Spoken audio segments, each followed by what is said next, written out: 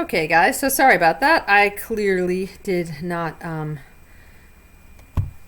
have the, I wasn't pacing myself well, so I didn't, I know I was talking about this map and I was just about to read the racial covenant, which is so descriptive and it's kind of important to look at the actual language, so my apologies, but I'm going to head down to it. So this is what we were looking at, so I'm going to read it one more time.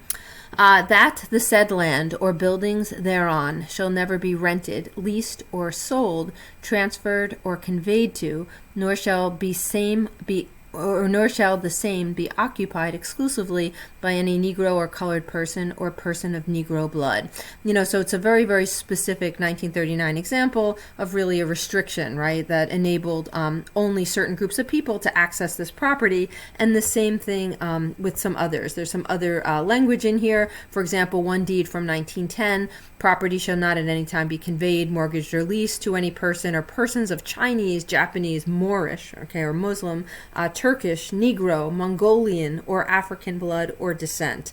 In some cases, there were banned sales to Jews or other specific groups or persons of any race other than the Aryan race. Okay, so you kind of get this sense that there is this legal framework that's accepted as a way for people to only pass down property to one part of the community and not others. Okay, so this is kind of seen as exclusive, and it's important to note that this is something that happens not only in Minneapolis but in other places as well, right? And so I wanted to just lastly show you guys a map of New Jersey. Okay, and it's kind of interesting because of course New Jersey's our home and we're familiar with it. Maybe we have an interest in it, and like Minneapolis, right, New Jersey also is kind of a place where we've seen some evidence of these racial covenants and other tactics too, right? So in northern New Jersey, for example, there was some things like exclusionary zoning,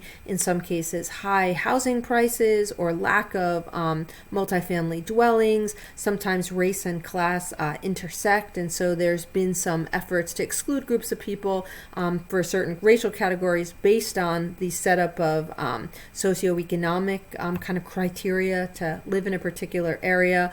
And by the 1960s, there was actually a lot of pushback against some of the racial covenants that were used, or real estate agents that weren't actively showing homes to people of color. So there was a court case known as the Mount Laurel case in New Jersey. This was specific to New Jersey, and it was really all about having individuals, kind of anybody, able to live anywhere in New Jersey. There was a sense that just because housing wasn't necessarily available, that became problematic. It was exclusive, and that was something that the court in this case agreed with, that people should have the right essentially to migrate and to live anywhere in the state of New Jersey, regardless of class and race. And ultimately, this led to a coalition on affordable housing and a huge program in New Jersey that lasted for some decades, where every community had to detail a fair share of low and moderate income housing. So all the communities across New Jersey had to basically increase the availability of housing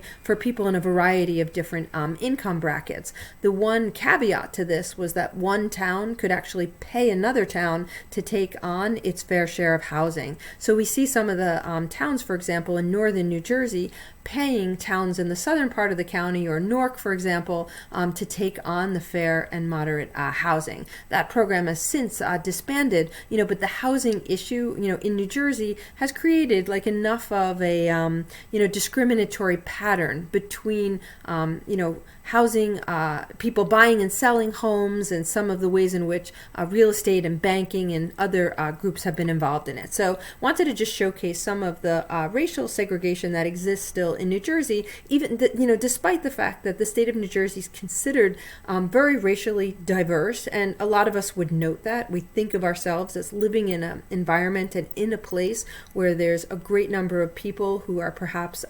immigrants from other countries. The number number of people who are quote unquote foreign born is fairly high in New Jersey compared to other parts of the country. We also have, kind of a large number of people, who speak languages other than English. And we would kind of suggest that we live in a place with a great deal of cultural tolerance. And, in a large way, a lot of that is true, right? We've seen that kind of in BCA. But if we look kind of closely, we do see some segregated patterns, and it's important to note that there's actually a court case right now in New Jersey. It started actually in March, so right before the COVID situation kind of blew up. There was a court case that was initiated where some groups are pursuing an end to what is seen as segregation in the public schools in New Jersey. About half of the students of color in the state of New Jersey attend schools that are 90% students of color. So there's a sense for many students of color, there is a very segregated experience. In New Jersey was documented as being the 6th most segregated state in the country. So despite the fact that we have such a high degree of diversity, where we live and our de facto segregation patterns are kind of significant. So the map that we're looking at is actually published by the Star Ledger using some data that is from 2010. So the limitations of the source I'm about to show you is that it's based on census data from 2010. It's a little old. It may have changed. Maybe it's less segregated. Maybe it's more segregated, right? 2010 was 10 years ago. We're due to, have another census this year. And also the census information that's organized about race is very subjective, right? Because the census has changed its categories over time. So they haven't always collected information in the exact same way. That's like one way we know how subjective race is. And also people make a decision when they fill out the census, where to place themselves, right? So a category might say, do you consider yourself, white, black, Hispanic, which is seen as a national origin. Somebody could be racially black, but also see themselves as being maybe heritage connected to a Spanish-speaking country. So Hispanic might mean something different than Latino. Latino might be kind of having roots in a country in Latin America, either the Caribbean or South America, but say somebody who is of Brazilian descent might see themselves not as Hispanic, but as Latino, because Brazil tends to be a Portuguese-speaking country, not Spanish-speaking country. There's also category for Asian and for other, and more and more and more the census, folks tell us that people are choosing other.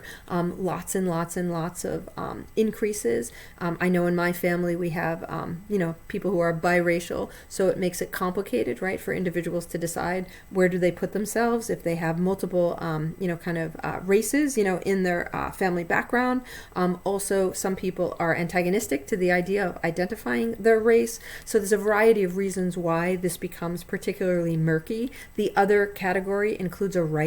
So some people might write in, I am Caribbean, I am Jamaican, I am, whatever they see themselves as. So other is increasing.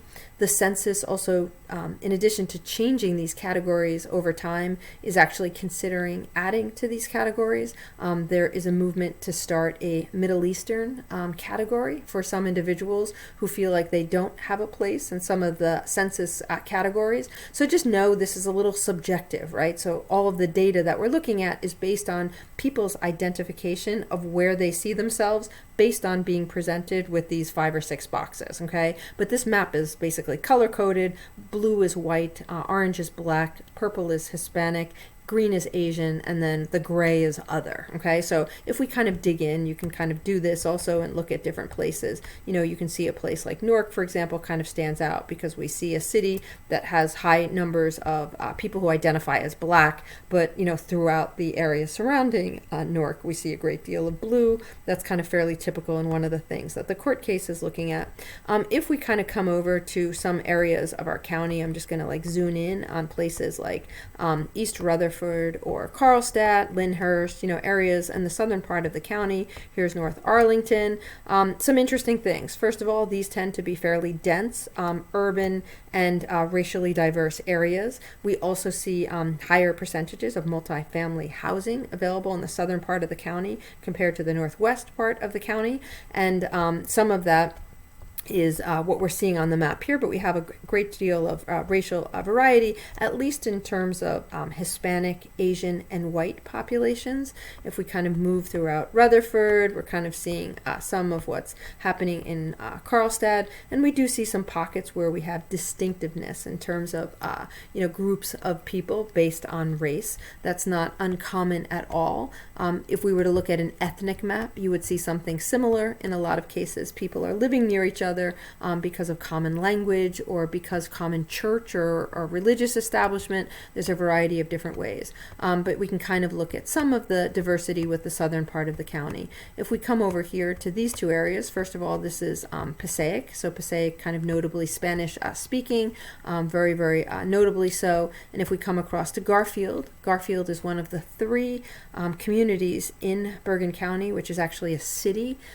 Garfield is a large city and also is fairly racially diverse, but we see segregation within the city where we see kind of a Spanish-speaking population largely on one part of the city, white population largely in the other, okay?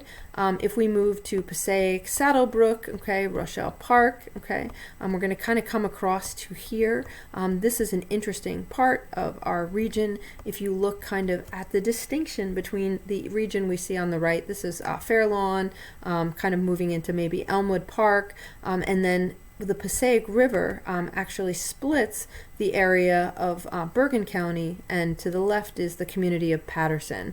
And you see the community of Patterson, which is also a city. It's not in Bergen County, but it's a fairly large New Jersey city, being a place where there's a great number of Hispanic, so Spanish speakers, as well as a large African American community. Okay, so we see a lot of people of color, and also within Patterson, there's other communities too. So I lived in Patterson for a while. Could kind of describe the segregation, that exists within the place, right? There's a section that is Arabic speaking. There's a section that is largely black, a section that is largely Spanish speaking, and people who live in the community would know exactly kind of where those neighborhoods are. On the right-hand side, kind of split by the Passaic River, we have the community of Fair Lawn, okay, where we have some racial diversity, but not, to the same degree, and not really including what people would identify with as either black or Spanish speaking. And if we kind of move north of Patterson, right, we kind of go up north toward Ridgewood, here we have Midland Park and Hohokus and Wyckoff and Waldwick and Saddle River. You kind of come across to Englewood and go through, some of the areas of Oakland. Mahwah might be up here, Ramsey, kind of those types of regions, kind of coming down maybe through Wayne. There's Patterson again, kind of maybe to the right of Fair Lawn. Here's Paramus. Okay, so we have a large Asian population in Paramus.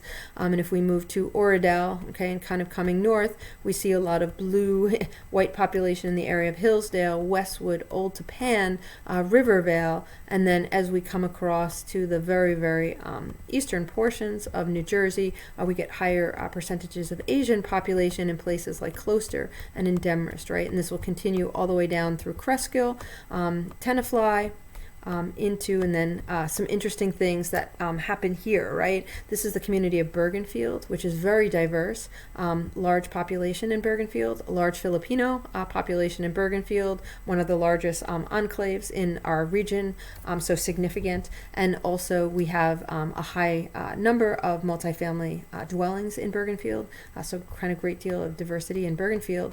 In Englewood, which includes this entire region here, going into Englewood Cliffs and Teaneck, we see some interesting things, right? So first of all, in Teaneck, we see a great deal of racial diversity and also kind of some less segregation. Teaneck as a society has worked really hard in an effort to try to ensure that there was some, let me just get rid of that Facebook thing, sorry. There, a lot, I don't know if I can, oh well, just let it go. A lot of diversity in Teaneck integrated its student population and whatnot. In Englewood, we tend to see more segregation. There's a white population, there's also an Orthodox Jewish population, and then there's a black and Spanish-speaking population. The school district in Englewood tends to be much more reflective of students of color. And then if we kind of come down to this area of the county, say in Palisades Park or Fort Lee, we know there's a higher Asian Asian population, okay? So, we have segregation to a large degree. It's important to note it in our area. I think some of the protests that we're addressing are kind of outgrowths of the shaping of our communities, where in a lot of cases rights and experiences are still very boxed up. And even though we don't think of it that way, as necessarily every community or every street necessarily having a kind of racial context to it, it matters a lot. And so have that as something to consider.